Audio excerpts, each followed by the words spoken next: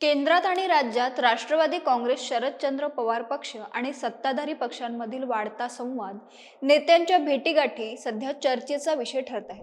नुकतंच शरद पवार गटाच्या खासदारांनी घेतलेल्या पंतप्रधान नरेंद्र मोदी यांच्या भेटीमुळे या चर्चांना अधिकच बळ मिळालं.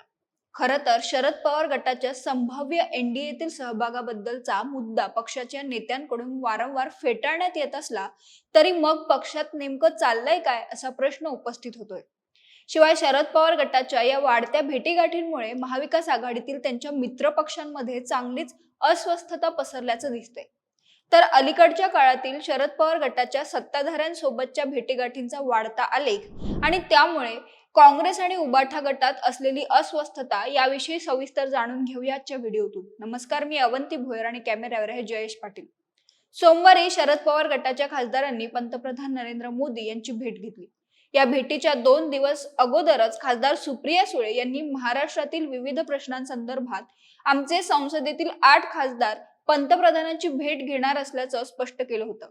मात्र गेल्या काही दिवसात सुरू असलेल्या घडामोडी पाहता साहजिकच या भेटीकडे राजकीय चष्म्यातून पाहण्यात येते. दुसरीकडे त्याच दिवशी मुख्यमंत्री देवेंद्र फडणवीस, विधानसभा अध्यक्ष राहुल नार्वेकर आणि शरद पवार गटाचे ज्येष्ठ नेते जयंत पाटील यांनी एकाच विमानाने प्रवास केला. त्यामुळे सर्वांच्याच भुवया उंचावल्या. काही दिवसांपूर्वी राष्ट्रवादी काँग्रेस, शरदचंद्र पवार पक्ष आता भाजप प्रणित राष्ट्रीय लोकशाही आघाडी म्हणजेच एनडीए किंवा महायुती सोबत जाणार असल्याच्या चर्चा राजकीय वर्तुळात रंगल्या होत्या.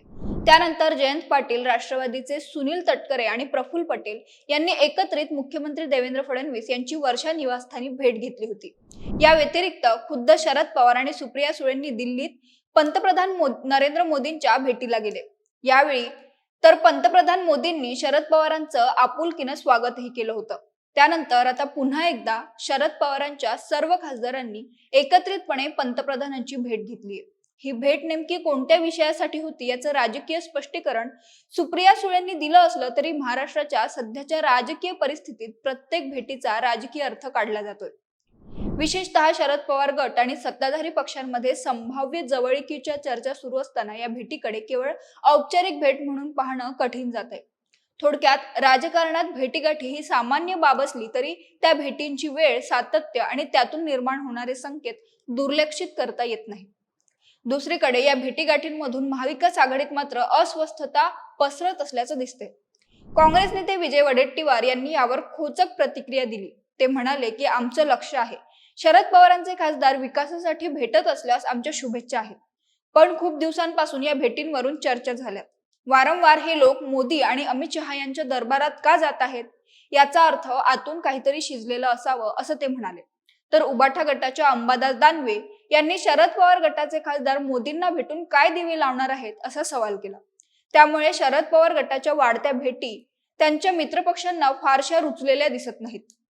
वास्तविक शरद पवार हे महाराष्ट्राच्या राजकारणातील अनुभवी खेळाडू आहेत. त्यामुळे त्यांच्या प्रत्येक हालचालीमागे राजकीय गणितं शोधली जातात. सध्याच्या घडामोडीही त्याला अपवाद नाहीत.